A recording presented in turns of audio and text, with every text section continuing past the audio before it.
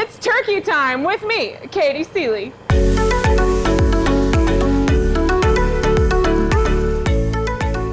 So the first thing we're gonna do is work on dressing. Now I know everybody's mom and grandma and auntie has their own favorite cornbread dressing. So I'm gonna show you something that's a little different. So we're gonna start with sourdough bread, which is something that I really like for dressing just because it's a very flavorful bread instead of just white bread. So what I have here is about 20 cups of toasted sourdough bread. Dry things absorb liquid a little better, so when you toast your bread ahead of time, it helps it absorb the liquid that you're gonna add to it later. And then to it, we're gonna add a few things. We're gonna add some Italian sausage. This is pork sausage that's a mild, but you could do turkey sausage or a really hot Italian sausage, kind of whatever you like. And then we're gonna take a diced medium white onion or yellow onion, whatever you like. Some dried cranberries, and then to that we're gonna add some spices, salt, pepper, dried sage, and fresh thyme.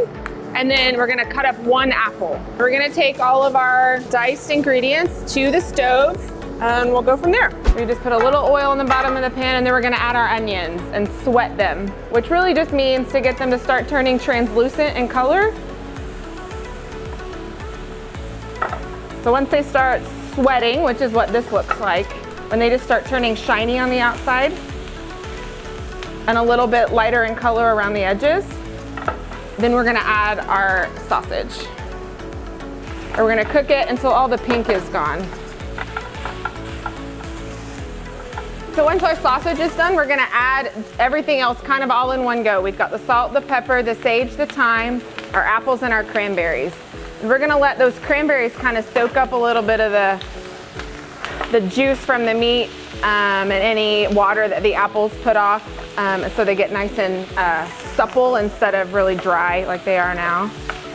And we're just gonna cook this for a couple minutes until the apples start to soften, and then this is ready to go.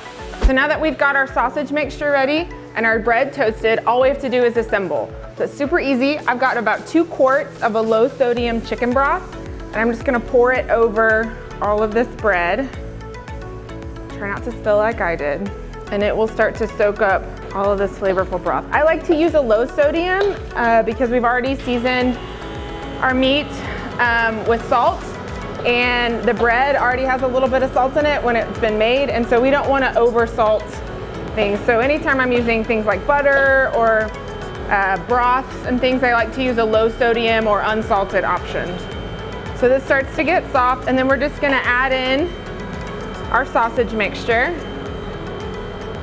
I'm gonna give it all a good mix.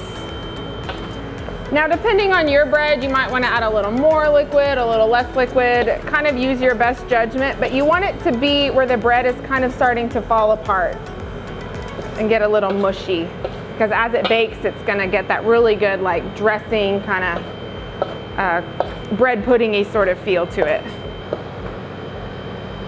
I'm gonna kind of press it into the corners and flatten it so it's kind of all one goopy mess. And then it's gonna go into a 350-degree oven for about 25 to 30 minutes, just until it starts to get golden brown on top and it's not wet to the touch. That's it. And then you eat it.